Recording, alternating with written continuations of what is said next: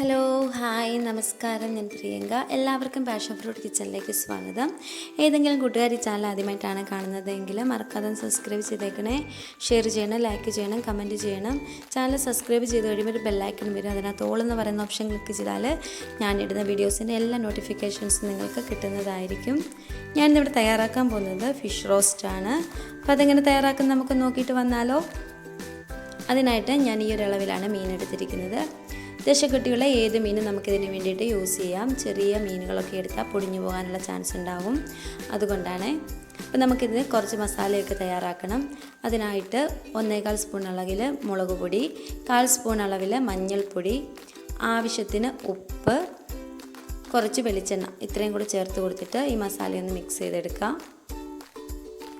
ഒരു ചെറുതായിട്ടൊരു ലൂസായിട്ടൊന്ന് മിക്സ് ചെയ്തെടുക്കണേ. ഒത്തിരി ടൈറ്റായിട്ട് ചെയ്തെടുത്താൽ മീനെല്ലാം തേച്ച് പിടിപ്പിക്കാൻ ബുദ്ധിമുട്ടുണ്ടാകും. ഇതുപോലെ വന്നാൽ ഇച്ചിരിയുടെ വെളിച്ചെണ്ണ ഒഴിച്ച് കൊടുത്തിട്ട് ഒന്ന് ലൂസാക്കി എടുക്കാം.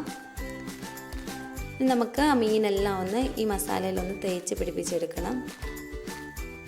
ഞാൻ ആ മീനെല്ലാം ഈ മസാലയിലൊന്ന് തേച്ച് പിടിപ്പിച്ചെടുക്കുകയാണ്. നന്നായിട്ട് തേച്ച് പിടിപ്പിച്ചതിന് ശേഷം ഒരു 15 മിനിറ്റ് മീനെല്ലാം ഒന്ന് റെസ്റ്റ് ചെയ്യാൻ വെക്കണം. ഈ മസാലയെല്ലാം മീനിലൊന്ന് പിടിച്ചു വരാനായിട്ടാണ്.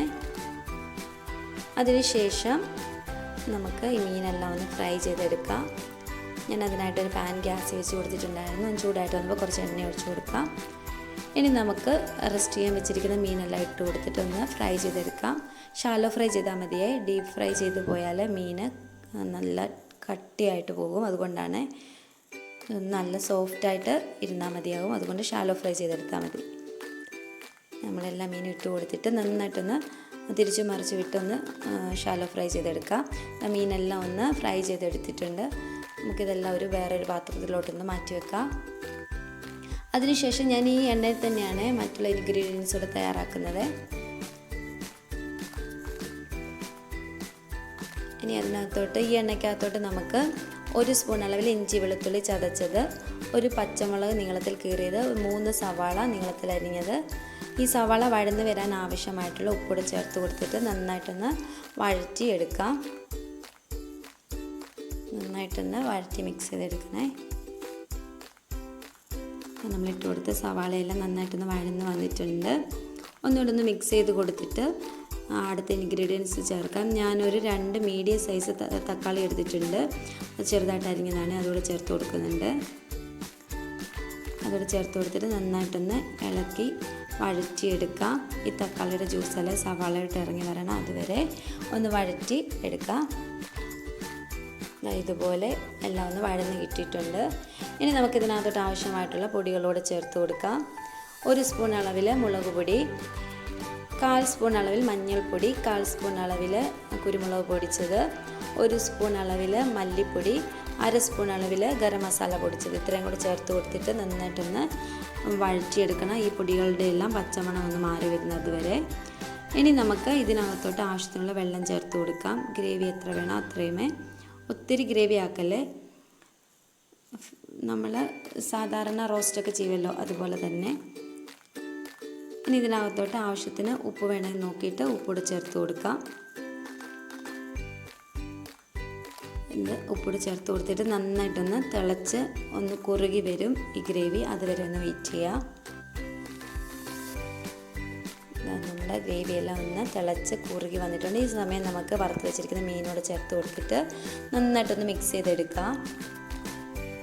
ഈ ഗ്രേവിയെല്ലാം മീനിലും കൂടെ ഒന്ന് പിടിച്ച് നന്നായിട്ട് ഇതിലും കുറച്ചുകൂടെ ഒന്ന് ഗ്രേവി പറ്റി വരും. അതുവരെ ഒന്ന് ഇളക്കി മിക്സ് ചെയ്ത് കൊടുക്കാം.